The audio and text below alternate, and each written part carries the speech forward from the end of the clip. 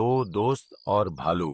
एक बार की बात है, जंगल के पास के एक गांव में दो बच्चे सुजल और पीयूष रहते थे। दोनों बहुत अच्छे मित्र थे। उनकी आपस में खूब बनती थी। वो दोनों जहां भी जाते एक साथ ही जाते थे। दोनों ने किसी भी संकट के समय एक दूसरे की सहायता करने का वादा किया था। वो दोनों काफी दिनों से जंगल में घूमने जाने के लिए सोच रहे थे। एक दिन सुजल और पीयूष जंगल जाने का निश्चय करते हैं। जंगल में जाना इंसानों के लिए खतरनाक हो सकता है। जंगल में कई तरह के जानवर रहते हैं। वे जिस जंगल में घूमने जाने के लिए सोच रहे थे, उसमें कई खतरनाक भालू रहते थे, जिनके बारे में दोनों में से कोई नहीं जानता था। आखिरकार एक दिन सुजल और पीयूष जंगल में चले ही जाते हैं।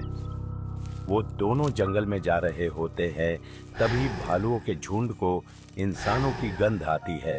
अचानक जंगल में दो भालू उनके पीछे भागने लगे।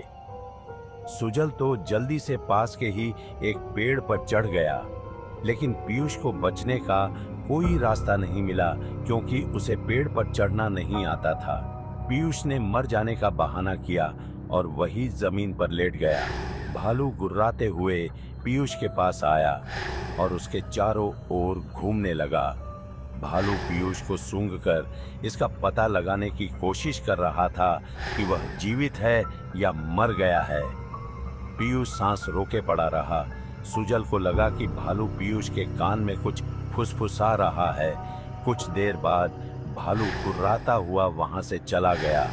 सुजल पेड़ से उतरकर नीचे आया और पीयूष से पूछने लगा, भालू तुमसे क्या कह रहा था? पीयूष ने जवाब दिया कि भालू ने मुझसे कहा कि ऐसे स्वार्थी मित्रों से दूर रहना चाहिए जो संकट के समय तुम्हें अकेला छोड़कर भाग जाते हों। नैतिक शिक्षा। इस कहानी से हमें यह शिक्षा मिलती है कि धोखेबाज मित्रों से दूर रहना चाहिए। अगर आपको यह कहानी पसंद आई तो फनेजो चैनल को सब्सक्राइब करें और अपने दोस्तों के साथ शेयर करें।